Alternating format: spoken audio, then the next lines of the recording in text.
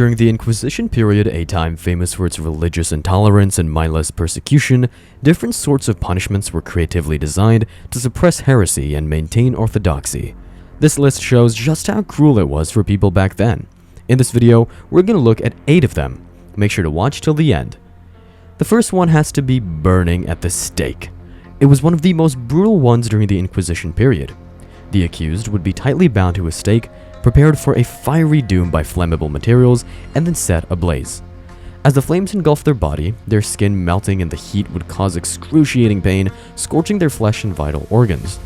The slow and agonizing death by burns and suffocation made this method particularly horrifying. But in all fairness, it is said that after third-degree burns, one becomes immune to pain. Now, let's talk about the most famous one, the Iron Maiden. It was a contraption, a horrific device used during the Inquisition period to punish the accused. Shaped like a coffin, the interiors were laced with spikes and a space just enough to cramp in a person. The accused was made to stand inside the Iron Maiden, and the door was shut. The spikes would pierce their body from all sides. The sharp metal impalement was painful, puncturing vital organs and slowly causing profuse bleeding.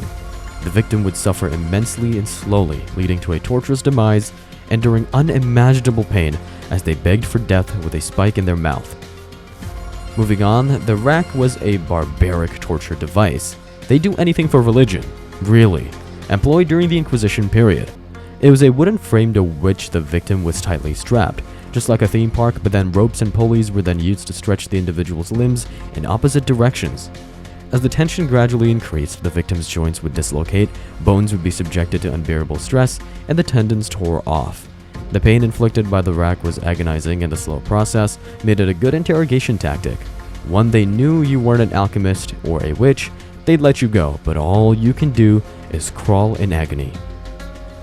Waterboarding, where the accused would be immobilized on a border bench and water would be poured over a cloth covering their face. This might seem easy, but it can be called a drowning simulator, as it created a suffocating sensation. The victim would experience intense fear, panic, and a desperate struggle for breath. The combination of physical discomfort, asphyxiation, and psychological torment made waterboarding a brutal method of extracting information about possible witches and some other medieval dwellings, forcing confessions. It wasn't life-taking, but left lasting trauma on the individual, both physically and psychologically, and was a horrific violation of human dignity. The most sadistic torture device, in my opinion, would be the Judas Cradle. The accused would be hung above a pyramid-shaped structure with the sharp tip aimed at their excretory organs. The victim's weight and gravity would gradually push them down onto the tip. The Judas Cradle was specifically designed to cause extreme discomfort, agony, and humiliation.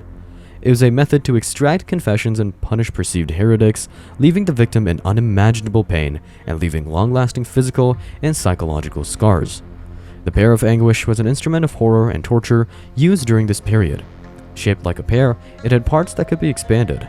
The torturer or the man in action would force the pear into the victim's mouth and other private holes in the body, excluding the nostrils, and then gradually expand the segments, causing a lot of pain, which also causes severe internal damage.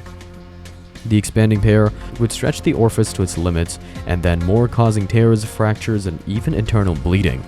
This cruel and sadistic device was used to punish individuals accused of heresy, witchcraft, or other perceived crimes. The breaking wheel, also known as the Catherine wheel, was a brutal and gruesome punishment used during the Inquisition period. The accused would be tightly bound to a large wheel with their limbs stretched out like jumping jacks. The executioners would then proceed to break the victim's bones using hammers. Starting from the limbs, such as the arms and legs, the torturers would strike forcefully, shattering the bones and inflicting pain. The severity and number of blows varied, prolonging the suffering and ensuring a slow and agonizing demise. The iron chair, also known as the chair of torture, was a sadistic device. It was designed as a chair with numerous sharp iron spikes coming from its seat, backrest, armrest, and leg rests. The accused would be forced to sit on the chair and their body weight doing the rest. The spikes would pierce various parts of the body, including the buttocks, backs, thighs, and arms, leading to severe injuries and often resulting in death. These punishments were meant to interrogate and force out confessions from people of different religions to spot the witches and alchemists, which was an illegal practice during the Inquisition period. Let me know your thoughts in the comment section below, and have a good day.